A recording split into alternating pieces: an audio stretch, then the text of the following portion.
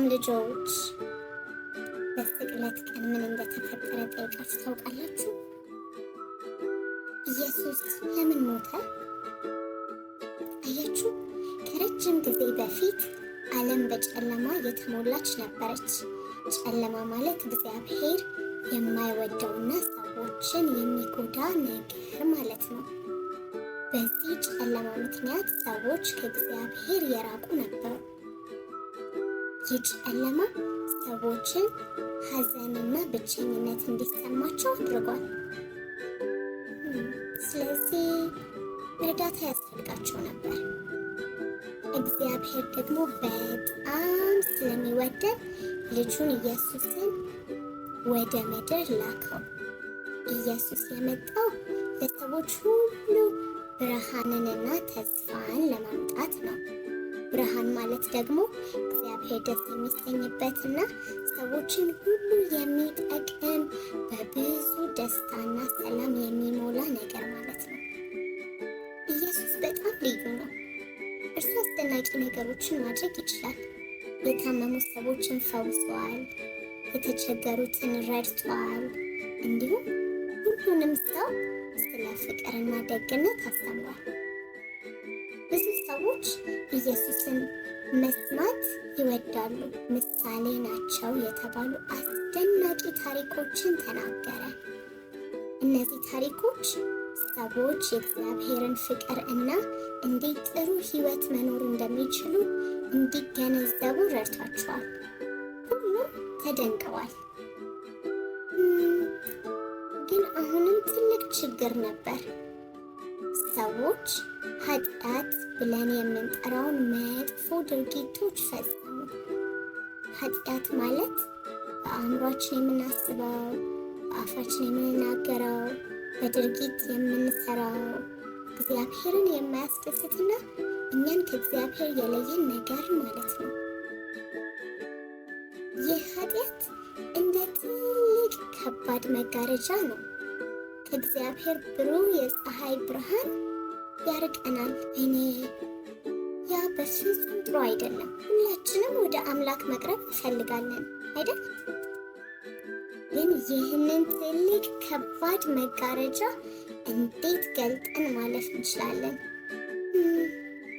ኢየሱስ እነዚህን ነገሮች ለማስተካከል አንድ ልዩ ነገር ማድረግ እንዳለበት ያውቅ ነበር። ሕዝቡንም በብዙ ፍቅርና በብዙ ርኅራኄ ተመለከተና ሰዎች በራሳቸው ላይ ያደረጉትን መጥፎ ነገር ሁሉ ለመውሰድ ወሰነ። የኢየሱስ ፍቅር በጣም ትልቅ ነው። ያንን ሸክም ለሁሉም ሰው ለመሸከም ፈቃደኛ ነበረ። ይህ ማለት ኢየሱስ ይህንን ከባድ እንደ መጋረጃ ሆኖ ከእግዚአብሔር የለየንን የኃጢአትና የሞት ሸክም ለሁሉም ሰው እሸከማለሁ አለ ማለት ነው። ምንም እንኳን አስቸጋሪ ቢሆንም በፍቅር ተነሳስቶ ለማድረግ ቆርጦ ነበር። ኢየሱስ በመስቀል ላይ እንዲሰቀል ፈቃደኛ ሆነ። በጣም ያሳዝናል። ነገር ግን እርሱ በጣም ስለሚወደን ነው ይህንን ያደረገው። የወሰዳቸው እያንዳንዱ እርምጃዎች ሁሉንም ሰዎች በማፍቀር ነበር። በነገራችን ላይ መሰቀሉ ግን የታሪኩ መጨረሻ አልነበረም። በጣም አስደናቂ ነገር ተፈጥሮ ነበር። ምን እንደሆነ ታውቃላችሁ? ከ3 ቀናት በኋላ በፋሲካ እሁድ ዕለት ኢየሱስ ከሞት ተነስቷል። በጣም ከብዶን የነበረውን እንደ መጋረጃ ተጋርዶ እግዚአብሔርን እንዳናይ የከለከለንን የኃጢአትና የሞት ኃይልን ሰበረ።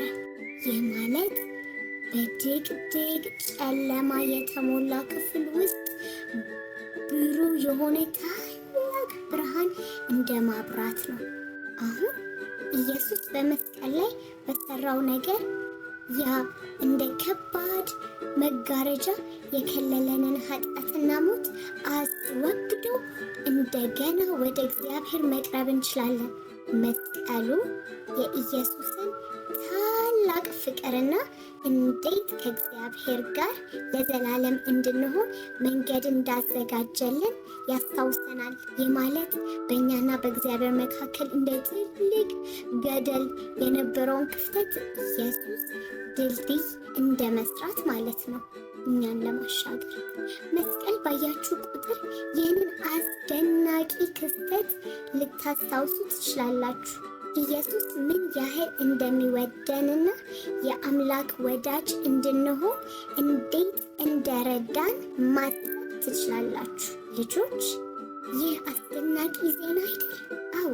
ስለዚህ በሚቀጥለው ጊዜ አንድ ሰው ስለ መስቀል ሲጠይቃችሁ ይህን ውብ እና አስደናቂ ክስተት ልትነግሯቸው ትችላላችሁ። ይህ ክስተት ማለት የኢየሱስ ፍቅር የትኛውን ችግር እንደሚበልጥና ለዓለማችን ብርሃንን ማለትም እግዚአብሔር ደስ የሚያሰኘውን እና የሚቀበለውን ሕይወት እንዴት እንዳመጣልን ያለውን ክስተት ማለት ነው። ልጆች፣ ኢየሱስ መስቀል ላይ በመሰቀሉ ምክንያት የእግዚአብሔር ፍቅር ሁልጊዜ ከእናንተ ጋር እንደሆነ አስታውሱ። እሺ?